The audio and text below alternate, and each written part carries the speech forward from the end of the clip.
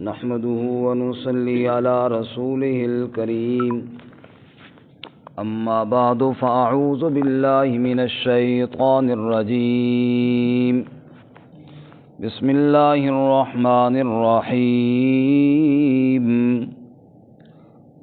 أفغير الله أبتغي حكما وهو الذي أنزل إليكم الكتاب مفصلا والذين آتيناهم الكتاب يعلمون أنه منزل من ربك بالحق فلا تكونن من الممترين وتمت كلمة ربك صدقا وعدلا لا مبدل لكلماته وهو السميع العليم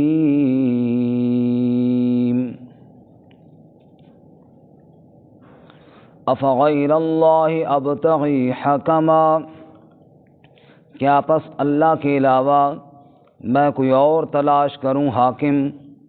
وَهُوَ الَّذِي أَنزَلَ إِلَيْكُمُ الْكِتَابَ مُفَصَّلًا، اور وہی ذات ہے جس نے نازل کیا تمہاری طرف کتاب کو مفصل۔ وَالَّذِينَ آتَيْنَاهُمُ الْكِتَابَ، اور وہ لوگ جن کو ہم نے کتاب دی، یعلمون انہ منزل من ربک بالحق، وہ جانتے ہیں کہ بے شک وہ اتاری گئی ہے تیرے رب کی جانب سے حق کے ساتھ۔ فلا تکونن من الممترین، پس آپ ہرگز نہ ہو جائیں شک کرنے والوں میں سے۔ وتمت کلمۃ ربک صدقا وعدلا، اور پورے ہو گئی بات تیرے رب کی سچی اور انصاف والی۔ لا مبدل لکلماتہ، کوئی تبدیل نہیں کرنے والا اس کے کلمات کو۔ وہو السمیع العلیم، اور وہی سننے والا جاننے والا ہے۔ سبحان ربک رب العزت عما یصفون وسلام علی المرسلین والحمد للہ رب العالمین۔ اللہم صل علی محمد وعلی آل محمد کما صلیت علی ابراہیم وعلی آل ابراہیم انک حمید مجید۔ اللہم بارک علی محمد وعلی آل محمد کما بارکت علی ابراہیم وعلی آل ابراہیم انک حمید مجید۔ معزز سامعین، سورۃ الانعام کا 14واں رکوع آیت نمبر 114 اور 115 آپ کے سامنے تلاوت کی ہیں۔ رب العالمین ان آیات کے مطابق صحیح بیان کی توفیق عطا فرمائے اور ہمیں قرآن و سنت پر عمل کرنے کی توفیق عطا فرمائے۔ اس سے قبل آپ حضرات نے گزشتہ اسباق میں منکرین کی ضد اور ہٹ دھرمی کا بیان سنا۔ بار بار آپ صلی اللہ علیہ وسلم سے نئے معجزات کا مطالبہ تو کرتے ہیں، لیکن اصل میں دل میں ضد بھری ہوئی ہے، اور اس لیے اللہ تعالیٰ نے ارشاد فرمایا کہ اگر ہم فرشتے بھی نازل کر دیں ان کے سامنے، قبروں سے مردوں کو بھی اٹھا کر لے آئیں، جو یہ مانگتے ہیں وہ ہر چیز ان کے سامنے لے آئیں، یہ مانیں گے پھر بھی نہیں، کیونکہ یہ ضد پر ڈٹے ہیں اور ضد کا کوئی علاج نہیں ہے۔ اور انبیاء علیہم الصلاۃ والتسلیمات کی دعوت پر ایسے دشمن پیدا ہو جاتے ہیں، کچھ انسانوں میں سے اور کچھ جنوں میں سے، اور جو باتوں کے اوپر رنگ چڑھا کر ضد اور مخالفت کے لیے لوگوں کو دھوکہ دینے کے لیے پیش کرتے رہتے ہیں۔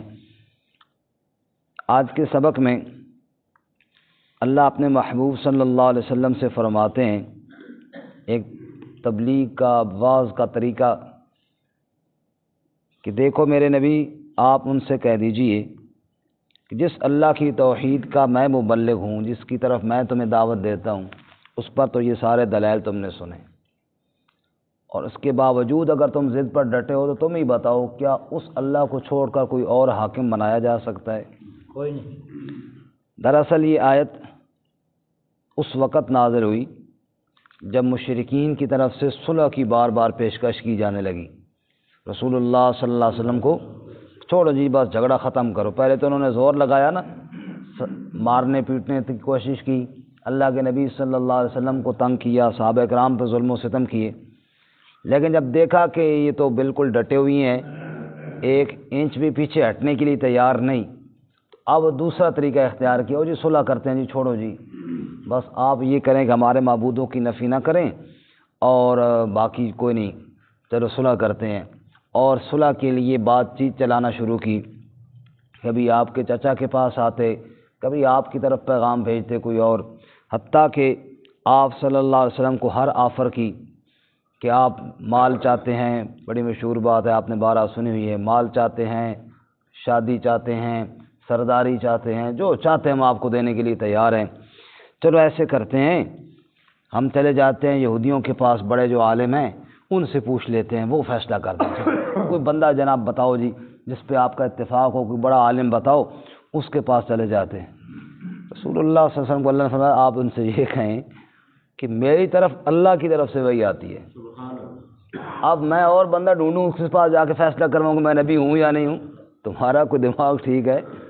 میری طرف سے رب کی وہی آتی ہے، اور رب نے مجھے اپنا رسول منتخب کیا ہے، اب میں جا کر کسی اور بندے سے پوچھوں کہ ہاں جناب تم فیصلہ کر کے میں رسول ہوں یا نہیں، یہ والی بات کوئی نہیں ہے کہ کسی اور کے پاس جاؤں اب رب کو چھوڑ کر، اس میں کوئی دوسری رائے نہیں کہ میں اللہ کا سچا رسول ہوں، مجھے اللہ تعالیٰ نے منتخب کیا ہے اور تمہارے اوپر یہی لازم ہے کہ تم میری اتباع کرو، بس کسی دوسرے بندے کے پاس جانے کی ضرورت نہیں۔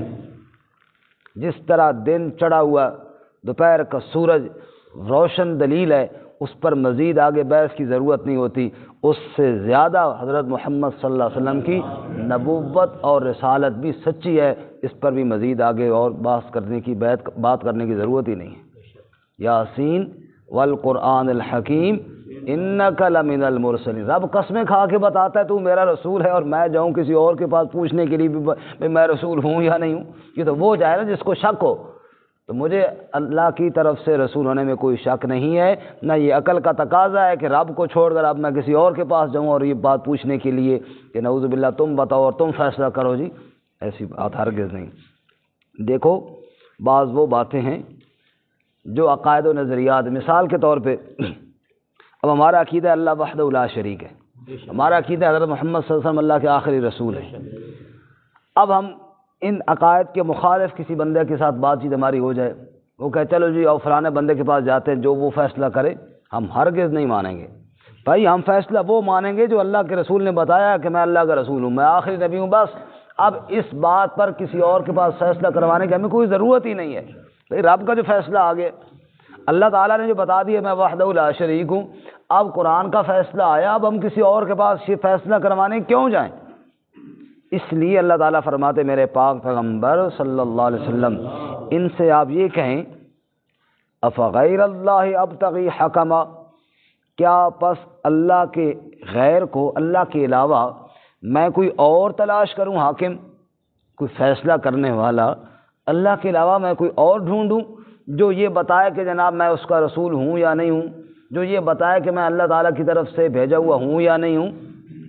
عجیب بات کرتے ہو، مطلب یہ ہے کہ ایسا ہو ہی نہیں سکتا، یہ استفہام انکاری ہے، یعنی ممکن ہی نہیں کہ اب اللہ تعالیٰ تو مجھے رسول بنائے اور میں کسی اور کے پاس جاؤں کہ تو بتا کہ میں رسول ہوں یا نہیں، ایسا بابا ہرگز نہیں ہو سکتا۔ جیسے معبود وہ اکیلا ہے نا، ایسے ہی حاکم بھی وہ اکیلا ہے، اور اس حاکم کا یہ حکم نامہ میرے اوپر اتر چکا ہے، اور اس حاکم کے حکم نامے کے اتر جانے کے بعد کسی اور سے پوچھنے کی ضرورت نہیں۔ اللہ اکبر، افغیر اللہ ابتغی حکما، کیا اللہ کے علاوہ میں کوئی اور حاکم تلاش کروں، کوئی اور فیصل تلاش کروں؟ کیسے مشورے دے رہے ہو، احمقانہ باتیں کر رہے ہو، اللہ کے نبی سے کہ آؤ یہودیوں سے فیصلہ کروا لیں۔ اب جناب میں کیوں نہیں اللہ کے علاوہ حاکم تلاش کر سکتا؟ وجوہات، وَهُوَ الَّذِي أَنزَلَ إِلَيْكُمُ الْكِتَابَ مُفَصَّلًا، یہ وجہ یہ ہے وہ اللہ ہے جس نے نازل کیا تمہاری طرف کتاب کو بڑی تفصیل کے ساتھ۔ اللہ تفصیل سے کھول کھول کر باتیں سمجھائے اور ہم جائیں کسی اور کے پاس پوچھنے کے لیے، ایسی نہیں ہوگی بات نہیں۔ تو یہاں پہ قرآن پاک کی کچھ صفات بیان ہوئی ہیں۔ پہلی صفت وَهُوَ الَّذِي أَنزَلَ پہلی صفت قرآن کی، قرآن کو نازل کس نے کیا؟ اللہ۔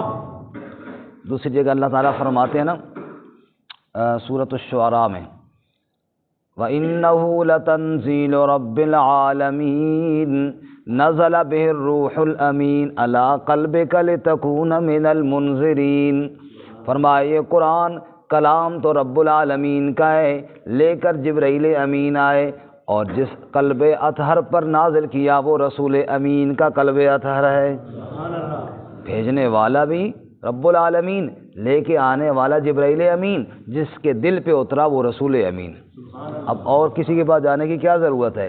اسی طرح اللہ تعالیٰ فرماتے ہیں جناب 24ویں پارے کے بالکل آخر میں لا یأتیہ الباطل من بین یدیہ ولا من خلفہ تنزیل من حکیم حمید۔ جن راہوں سے قرآن آیا ان راہوں پر اللہ نے پہرے لگا دیے، شیطان کو ان راہوں پہ جانے ہی نہیں دیا۔ پہلے شیاطین اوپر جاتے تھے نا، فرشتوں کی باتیں سنتے تھے، جیسے سورۃ الجن میں ہے انا کنا نقعد منها مقاعد للسمع فمن يستمع الآن یجد له شہابا رصدا۔ شیطان کہتے ہیں پہلے ہم اوپر چلے جاتے تھے، کچھ باتیں فرشتوں کی سن لیتے تھے، لیکن اب جو اوپر جائے یجد له شہابا رصدا، ستارہ اس کو بھگاتا ہے اور ادھر جانے ہی نہیں دیتا۔ رب کہتا ہے جن راہوں سے قرآن نے آنا تھا ان راہوں پہ ہم نے پہرے لگا دیے۔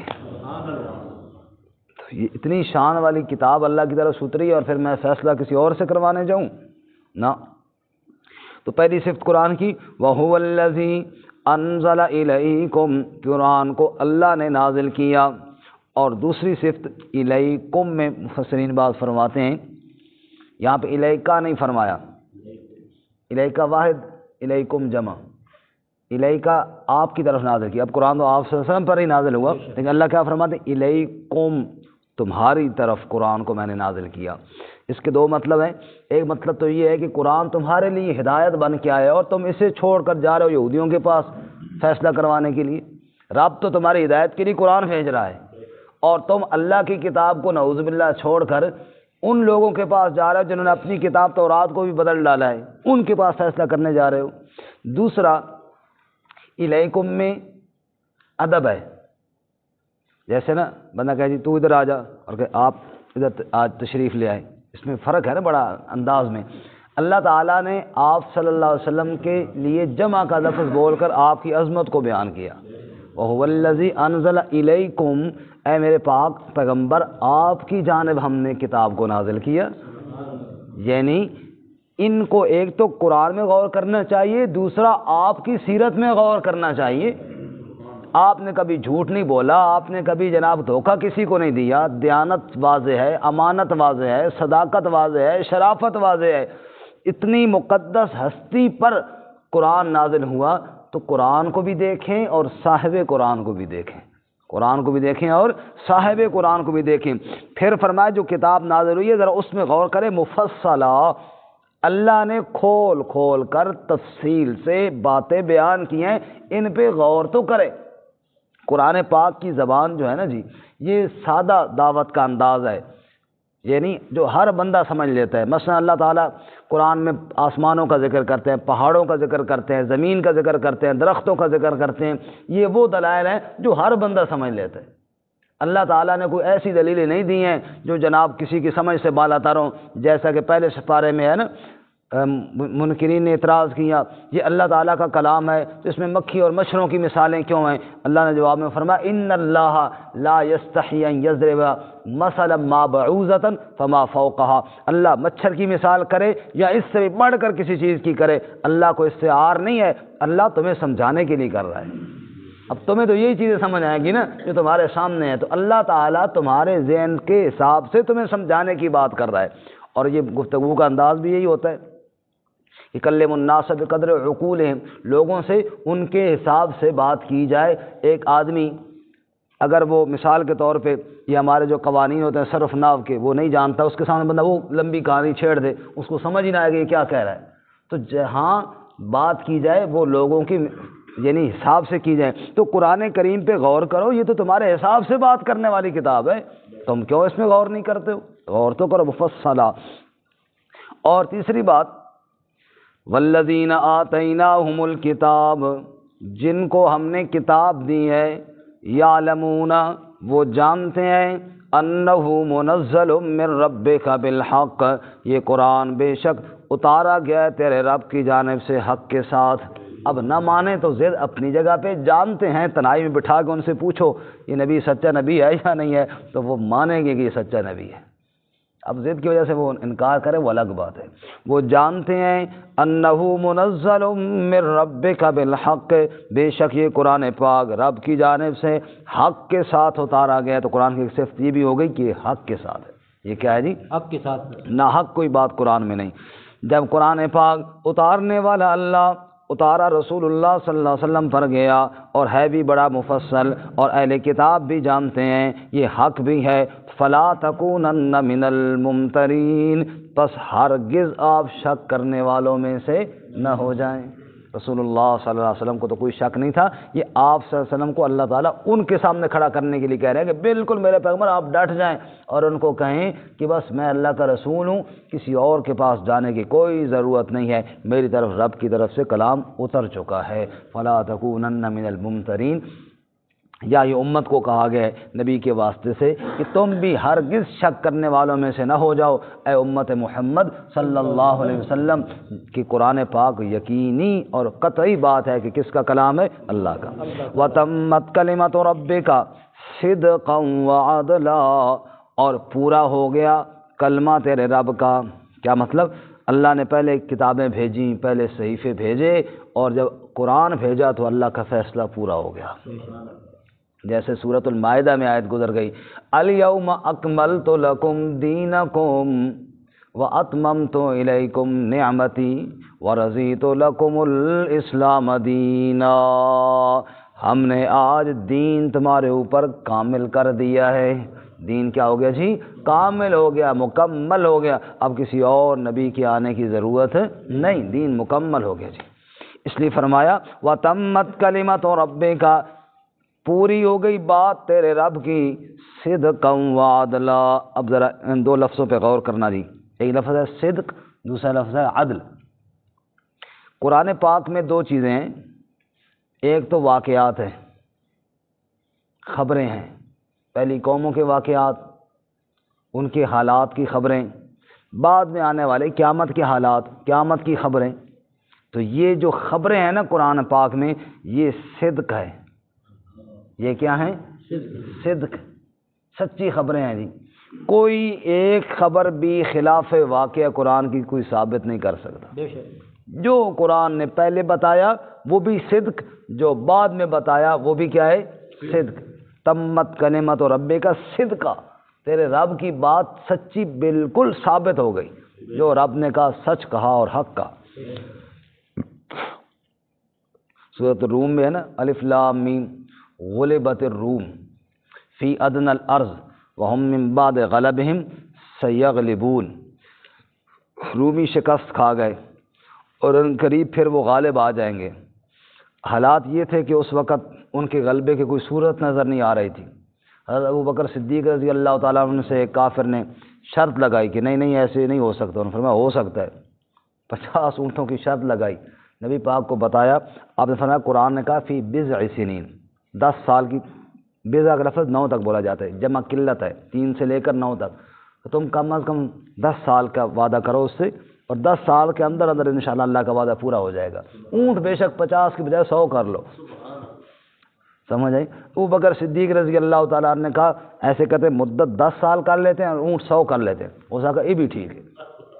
ابوبکر کا اونٹ پتر پھنسا نا، پھر جناب شرط لگ گئی، اور جناب وہ تو غالباً مجھے پورا 7 یا 8 سال کے عرصے میں اللہ تعالیٰ نے پھر فتح عطا فرما دی، جو رب کا وعدہ تھا وہ پورا ہو گیا۔ ابوبکر صدیق رضی اللہ تعالیٰ نے شرط جیت گئے۔ اللہ کی بات پر یقین ہو، جو مرضی ہو جائے، اللہ تعالیٰ نے جو فرمایا وہ بات کیا ہے؟ ایسی ہو۔ اس لیے فرمایا صدق، تمت کلمت ربک صدقا، تیرے رب کی بات سچی بالکل ثابت ہو گئی، رب نے جو کہا وہ سچ ہی کہا، کبھی رب کی خبر غلط نہیں ہوئی۔ نمبر 2 وعدلا، قرآن میں بعض احکام ہیں، بعض کیا ہیں جی؟ احکام ہیں۔ مثال کے طور پہ جناب قصاص کا مسئلہ، سود کا مسئلہ، اسی طرح جناب دیت کا مسئلہ، میراث کا مسئلہ، اسی طرح جناب دوسروں کے حقوق کا مسئلہ، جو جو حکم اللہ نے دیا وہ عدلا، اللہ کا ہر حکم انصاف پر مبنی ہے۔ جیسے خبر قرآن کی ہر سچی خبر ہے، ایسے ہی فیصلہ قرآن کا ہر انصاف کا فیصلہ ہے۔ وہ عدلا، قرآن کے احکامات جو ہیں نا ان کے ساتھ لگ گیا عدل، اور قرآن کی خبروں کے ساتھ لگ گیا صدق۔ وتمت کلمۃ ربک صدقا وعدلا، تیرے رب کی خبریں سچی ہیں، تیرے رب کے فیصلے انصاف پہ ہیں۔ لا مبدل لکلماتہ۔ اب اگلی بات بھی سن لو، دنیا میں جناب ہمارے جج صاحبان نے ایک فیصلہ دیا، لوگوں نے جناب آگے شور شرابہ کیا، فیصلہ واپس لیتے ہیں جی، ہوتا ہے ایسے یا نہیں ہوتا ہے؟ اب مسجد گرا دو، پھر جناب جب تھوڑا سا شور شرابہ ہوا، لوگ کھڑے ہو گئے، چلو جی عدالت اپنا فیصلہ واپس لیتی ہے۔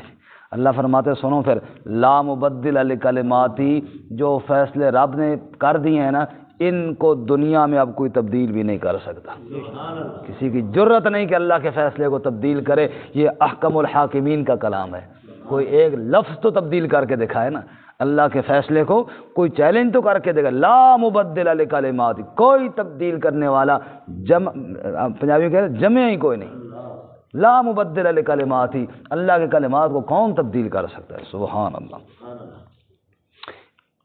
ایک ہمارے عالم ہیں، وہ ایک دفعہ فرما رہے تھے، کسی میٹنگ میں ہم گئے تو یہ بینک والوں نے ہمیں بلایا تھا، اس میں انہوں نے یہ کہا کہ یہ جو مولوی صاحب یہ دیکھو نا، یہ سود کے بارے میں کچھ نہ کچھ کرنا پڑے گا، عالمی دنیا کے ساتھ بھی چلنا ہے، اور قرآن کی بڑی سختی ہے، اور یہ وہ فلاں فلاں، تو یہ کچھ تو کرنا پڑے گا نا اللہ کے بندو، آپ بھی بار بار یہ آتے پڑھ سناتے ہو عوام کو، اور جنا کہ سود حرام ہے۔ عالم کہتے ہیں کہ جب میری باری آئی اور مجھے موقع دیا گیا تو میں نے کہا جی آپ نے صحیح کہا کہ کچھ تو کرنا پڑے گا، میں بھی چاہتا ہوں کچھ کرے، میں بھی چاہتا ہوں کہ یار آپ کچھ تبدیلی کریں، آپ بھی چاہتے ہیں، لیکن اب یہ مجھے بتاؤ کہ تبدیلی کرے گا کون؟ آپ اپنے ہاتھ سے کر لیں گے قرآن کی کسی آیت میں تبدیلی؟ میں تو نہیں کر سکتا۔ یا دنیا میں وہ بندہ بتاؤ نا کہ یہ بندہ جو ہے اس کے پاس چل، جس کے پاس جا رہے ہیں میں آپ کے ساتھ ہوں، چلتے ہیں، لیکن خدا را کوئی تبدیلی کرنے والا تو پہلے دکھاؤ نا، جو ایسا ہو جو کہے کہ میں اللہ کی آیت میں تبدیلی کر سکتا ہوں۔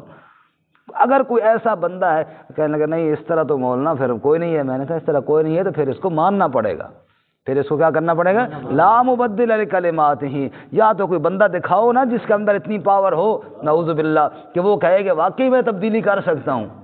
جب ایسا بندہ کوئی نہیں ہے تو پھر تبدیلی کا نہ سوچو، پھر اس کو ماننے کا سوچو کہ ہم کیسے اس پہ عمل کریں، یہ بات سوچو ہم اس کو کیسے نافذ کریں، ورنہ میں بھی آپ کے ساتھ ہوں، اگر کوئی تبدیلی کر سکتا ہے تو کرواؤ اس سے، لیکن ایسا مائن لال جنا کوئی نہیں جو اللہ کے فیصلے کو تبدیل کرے دنیا۔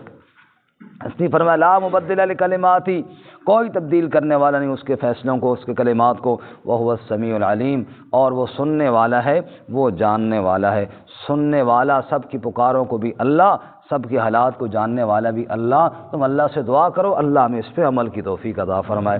اللہ تعالیٰ قرآن و سنت کے مطابق زندگی گزارنے کی توفیق عطا فرمائے۔ ترجمہ دوبارہ سنیں جی۔ افغیر اللہ ابتغی حکما، کیا پس اللہ کے علاوہ میں کوئی اور حاکم تلاش کروں؟ وَهُوَ الَّذِي أَنزَلَ إِلَيْكُمُ الْكِتَابَ مُفَصَّلًا، اور وہی ذات ہے جس نے نازل کیا تمہاری جانب کتاب کو تفصیل سے۔ وَالَّذِينَ آتَيْنَاهُمُ الْكِتَابَ، اور وہ لوگ جن کو ہم نے کتاب دی، یعلمون انہ منزل من ربک بالحق، وہ جانتے ہیں کہ بے شک وہ اتاری گئی ہے تیرے رب کی جانب سے حق کے ساتھ۔ فلا تکونن من الممترین، پس آپ نہ ہو جائے شک کرنے والوں میں سے۔ وتمت کلمۃ ربک صدقا وعدلا، اور پوری ہو گئی بات تیرے رب کی سچی اور انصاف والی۔ لا مبدل لکلماتی، کوئی تبدیل کرنے والا نہیں اس کے کلمات کو۔ وہو السمیع العلیم، اور وہ سننے والا جاننے والا ہے۔